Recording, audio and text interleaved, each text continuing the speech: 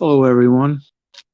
Um, I'm filling up a Mel-themed box with all these world coins.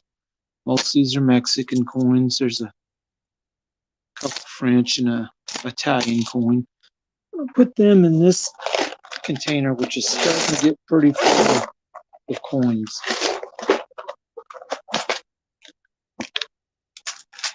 And a lot of pesos in here. A few of these bigger Mexican coins. But I'm going to start looking all these over into it.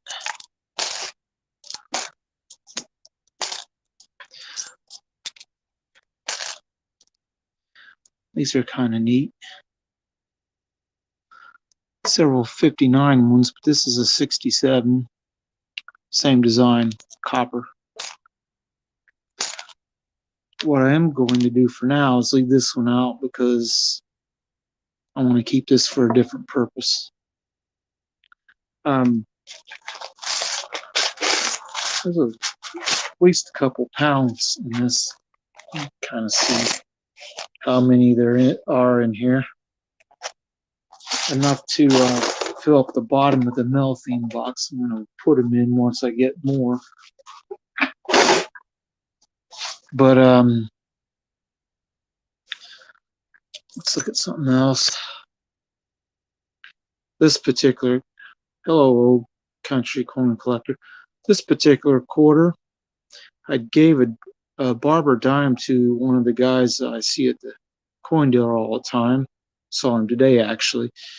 He said he had something for me. And then one day I go into the shop and the guy says, "Here's an envelope from Martin. He had something for you." And it turns out it was this. So a few weeks later, I run into him again and I bought him another barber dime because I thought this is actually worth more than one barber dime to me. And it's a 44 Philadelphia. Couldn't get much of anything, but I did manage to get some of these, and this one's the key one of the bunch. No, it isn't. It's this one. Sorry. I don't know how well you're going to be able to see this. That's the one I bought cost $80. Hello, AG Stacker, 1776. This is a Type 1 Standing Liberty quarter because there's no stars underneath the eagle. Now, the date is completely worn off, but it could only be 2 years, 1916 or 17. And since they made so few of them in 1916, I'm going to say pretty sure this one's a 1917. But anyway, these other ones, 26, 29, and 25. I don't see too many. I haven't seen very many of these with the dates on before 24, full dates and stuff, even partial dates. Because the way they used to make them, the date would wear off really quick.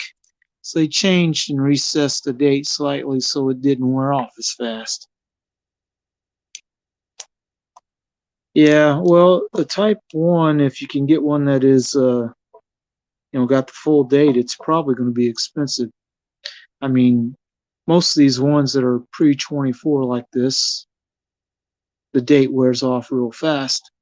But pick one up out of a thing. It is dateless, but you notice underneath the eagle, between $quarter and eagle, there's no stars.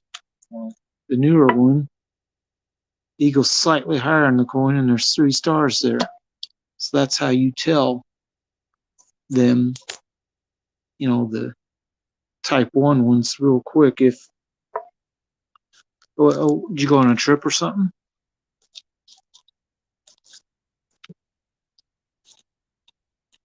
What, this? It's the date's gone. So it's basically sold approximately like a melt coin practically.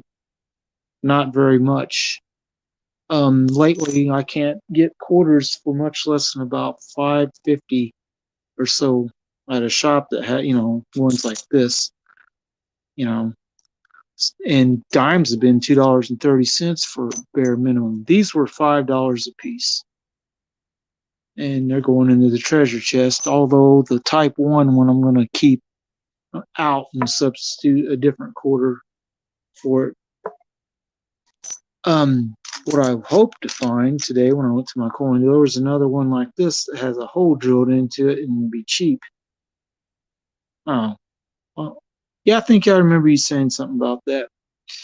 But when you can buy a Morgan dollar, it's a 21D, has a hole drilled in it, and it's $18. You're only a little bit over melt.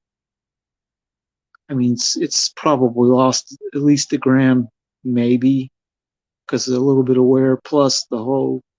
I haven't measured this on a scale yet, see how much it weighs, but it's definitely silver. How well you can hear the ping or not, but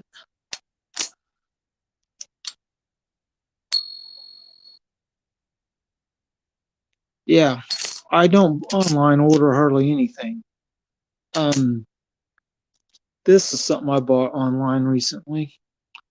It's a Mexican peso coin from, this is for 64. It's 10% silver, but it's a rather large coin. Somewhat bigger than a US 50-cent piece, but it's a lot less silver because it's only 10%. This I bought from eBay, and I probably paid more for it than I should have, but I wanted some just because I kind of really starting to like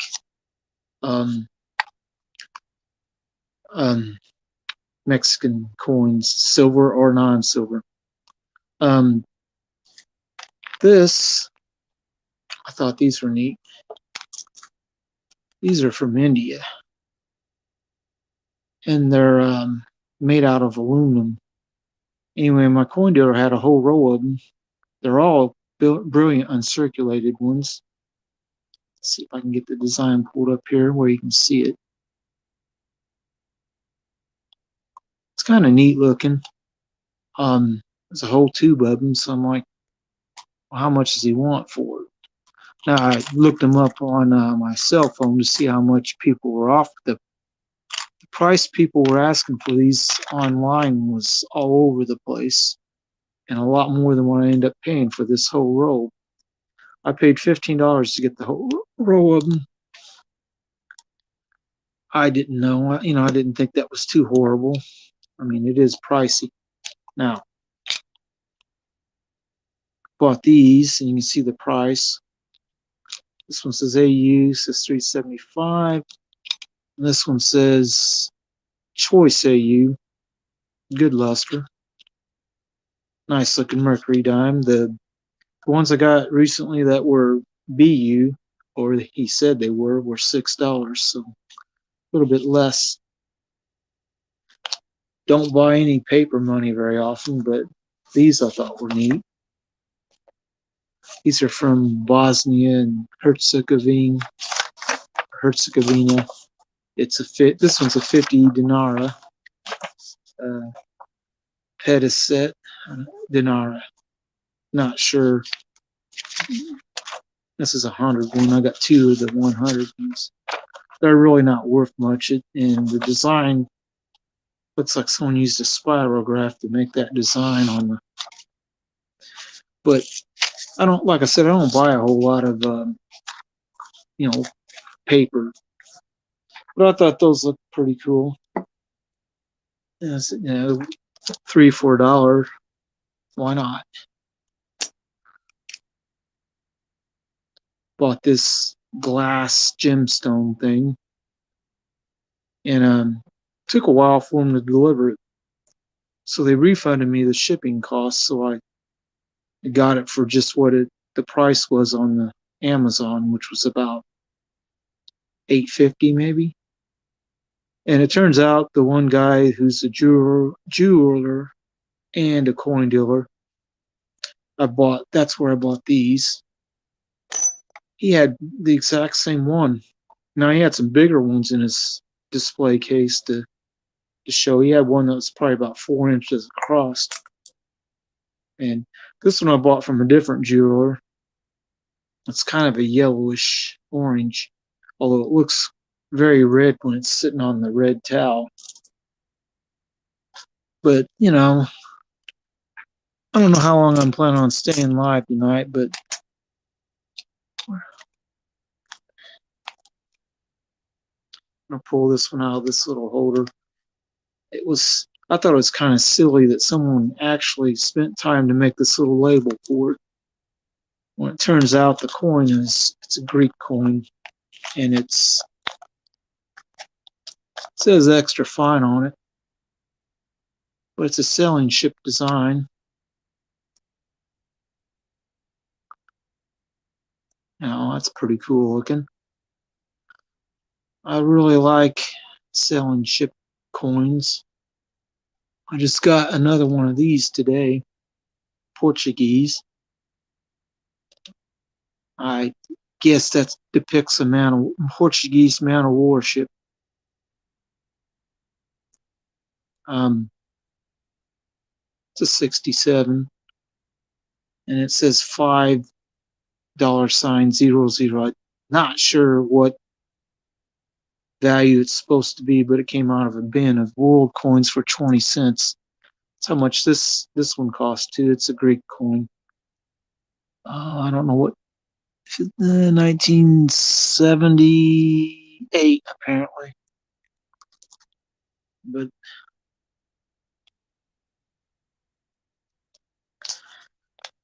anyway, I don't know if AG 1776 Stacker is still around, but he did send me this neat. Well, he didn't send this to me. Oh yeah, he did. He sent me a sticker. He was doing a giveaway, which I didn't win. And then he sent me these other two stickers, and that one's very colorful. And then the Liberty Bell one. But I want to go live for a little while tonight just to show off some stuff and talk about silver and a few other things going on in the world. The inflation, the price of foods going up left and right. Some stuff I buy a lot of, the prices went up recently, so I'm not real happy about that. So it's making it tougher to make ends meet. But there is multiple ways to run your budget. You can set up all your bills, all your obligations and stuff to where you're not spending all the money you make every week just to, pay bills and make ends meet. Then you're probably in good shape, even with, rising prices, as long as they don't rise too crazy. Now, gas around here, topped out at about 4.25 recently, and then it slipped back to about five, or not 4.25, 5.25. I'm sorry, and it slipped back to about $5.08 or something. It'll probably go up a little more. I've seen people estimate that it'll hit $6 this summer. I don't know, but food has gone up a little bit. Strangely enough, though, with all the inflation, the price they say for silver has dropped. It's like 21 and change. It's not. It's not. Doesn't seem right. You would think that it would be going up and not down. But anyway, I just want to show off a few things and talk about silver and stuff in general. The war in the Ukraine continues. They're still fighting. This is a 58. This one's a 50 or 66.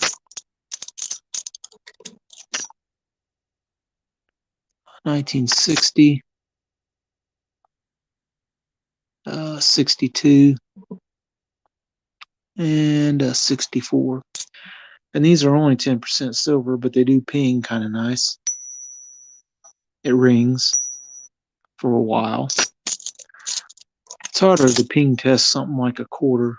They're so much smaller, harder to balance on your finger. And when you hit them, they tend to fall off. Usually you only ping test bigger coins like dollar coins, or this one's got a little glue on the back. It was probably glued into a money clip or a belt buckle. But it rings a long time. But I was, like I said, I was hoping to be able to get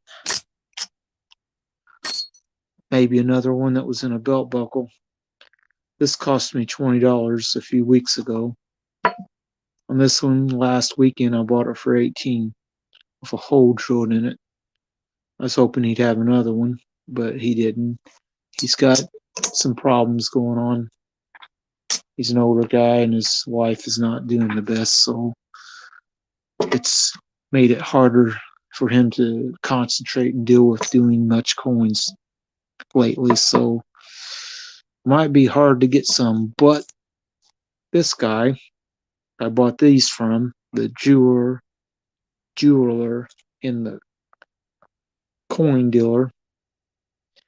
He's got a few coins and stuff, and he's picked out a whole bag of these for me, of these standing liberties, most of them to date gone.